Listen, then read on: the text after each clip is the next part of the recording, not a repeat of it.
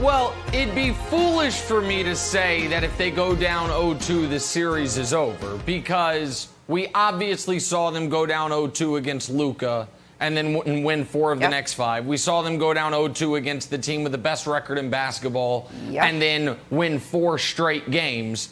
However, I do think Phoenix all around is a far better team than Dallas, which is a one-man show, and then Utah, which is proven year in, year out, is a regular season team, not a playoff team. So I think this would be their hardest challenge, and much like the Utah series would be a challenge where they don't have home court advantage. So I wouldn't write them off, but it would be the steepest hill to climb. And here's the bigger issue, though, Wilds, for the Clippers. If you go back and rewatch Game 1, I don't know how much better they can play. They didn't lose that game because they played poorly. They lost that game because Phoenix was better. Paul George was excellent in that game. Paul George could have attacked a little bit more, maybe done a little more outside of three-point line, but he was still very good, even if he was somewhat inefficient. The Clippers hit 20 threes in that basketball game.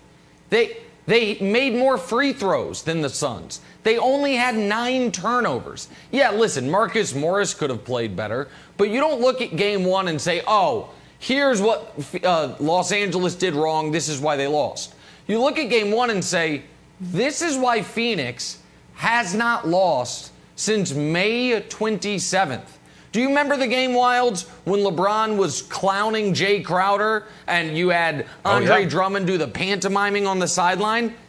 That's the last game the Suns lost. It's been nearly a month of playoff basketball.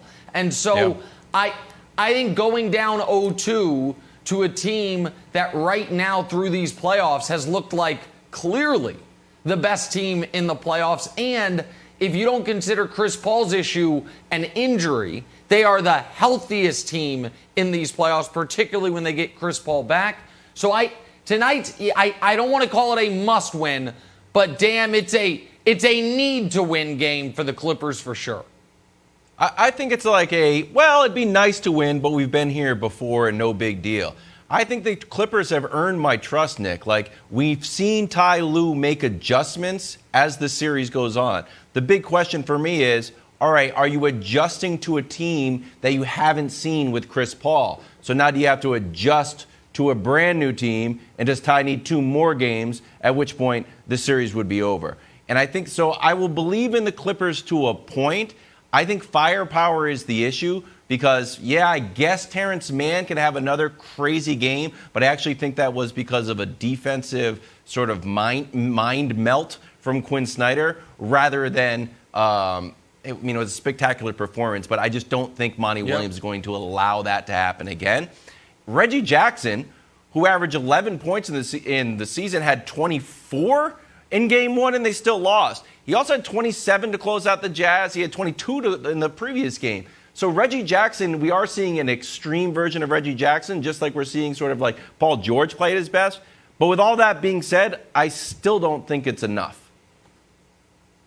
Well, and I also think we're seeing, and it's a nice reminder after a couple years without it, I think we're seeing the impact for the first time since before COVID of full home arenas. The Clippers absolutely do not come back from 25 down in the second half without Staples Center sounding, I believe, the loudest it has ever sounded for a Los Angeles Clippers game. And you're seeing a Suns team that thus far this postseason has lost the game I'm referring to, or I'm sorry, Game 2 of that series against the Lakers. They've lost 1 game at home, and that was with Anthony Davis as healthy as he ever was, and LeBron knowing it was a must-win. Aside from that, this team has been dominant. Like, the Clippers can feel good about this fact. That it was the first game the Suns had played in nearly a month where they weren't up by around 20 at one point in the game. Like, the Clippers were in it throughout. But I just look at what the Suns did, and I say, do I think Devin Booker can go for around 40 again? Yes, I do. And do I think that the Suns will be better when Chris Paul gets back?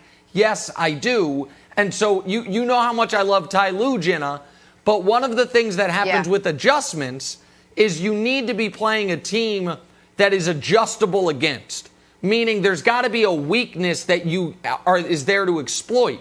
The Suns have pretty defined roles. They have a healthy roster. They don't have, it's not like, oh, they can't go small. Oh, they can't go big. Oh, they can't do this. Sure. They do everything at least a B+ level. So that's really hard to adjust against, Jenna. But here's what the Clippers have that maybe shouldn't be as daunting. They've been in this position before, so that's not terrifying to them. They've done it twice already this postseason. And they have the one thing that you talked about, which people aren't really talking about, is the importance of Ty Lue and how he keeps everything steady. It's okay to be down 25. It's okay to be in these scenarios without your superstar, Kawhi Leonard. He seems to keep everything even keel. And for the Clippers, I feel like that's a huge advantage. No, they're not afraid of the position they'd be in, even if they were to fall down 0-2. Well, I don't think they're afraid of it, but just because you're not afraid of the bear doesn't mean he's not going to rip your head off. And, like, sometimes fear can be good and can be healthy. I also think, Wilds, we maybe overreacted in the singular moment. We were live on the air when it found out Kawhi was out. And we had, like, 7 minutes to talk about at the end of the show. And all of us, I think, Brandon held out hope for the Clippers, but you could tell he was anxious about it. We said, okay, without Kawhi, this team has a very limited ceiling.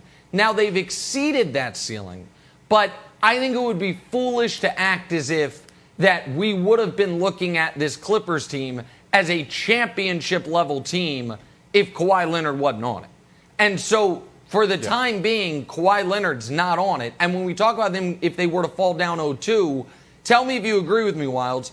I am far more confident, even as much of a black box of information as Chris Paul's COVID protocol has been, I'm far more confident we are going to see Chris Paul in this series well before we see Kawhi Leonard in this series. I'm not sure if we ever see Kawhi Leonard in this series, given his history with lower body injuries, how cautious they've been, and how cagey they've been about what he's actually dealing with.